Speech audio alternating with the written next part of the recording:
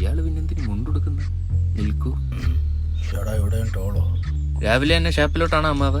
അല്ല, അമ്പലത്തിൽ ഒരു ഭജനയുണ്ട്. അമ്മാവൻ ഇങ്ങോട്ട് വന്നേ. കുളത്തിൽ തള്ളിയിടല്ലേ, പുറത്തും വെള്ളമാവും. എനിക്ക് അമ്മാവനോട് അത്യാഹിതമായിട്ടൊരു കാര്യം പറയണം. അവിഹിതമായിട്ട് അത് ബോധിപ്പീര്. അമ്മാവൻ ഇങ്ങനെ ആൽക്കഹോളിയായി അതല്ലെന്ന് ഫുൾ ടൈം ഇങ്ങനെ മദ്യപിച്ചിടന്ന സുന്ദരിയായ അമ്മായിക്ക് മോക്കും പിന്നെ ആരുണ്ട്?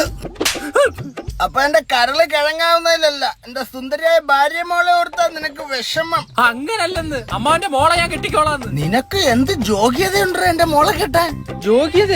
ജോലിയും യോഗ്യതയും.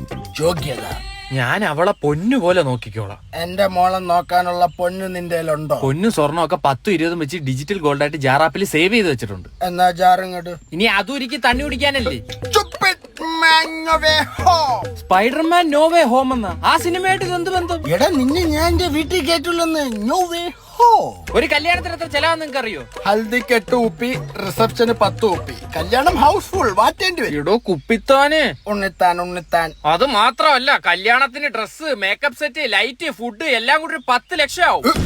10 ലക്ഷോ? ആ ഇനി ആ ചെലവല്ല അമ്മാവന്റെ ഈ മരുമോൻ നോക്കിക്കോളാം. പക്ഷെ ഒരു വിഷമേ ഉള്ളൂ. എന്ത്? ട്രിബിളക്സും ജവാനും അറിയാത്ത നിനക്ക് ഞാൻ എങ്ങനെ കെട്ടിച്ചു തരും? സ്റ്റോക്ക് മാർക്കറ്റും ട്രേഡിംഗും ഒന്നും അല്ലല്ലോ അറിയാത്ത രണ്ട് മാട്ടയുടെ കാര്യല്ലേ. നടക്ക് ബാ. അപ്പൊ ഇന്ന് ഷാപ്പില് പാർട്ടി.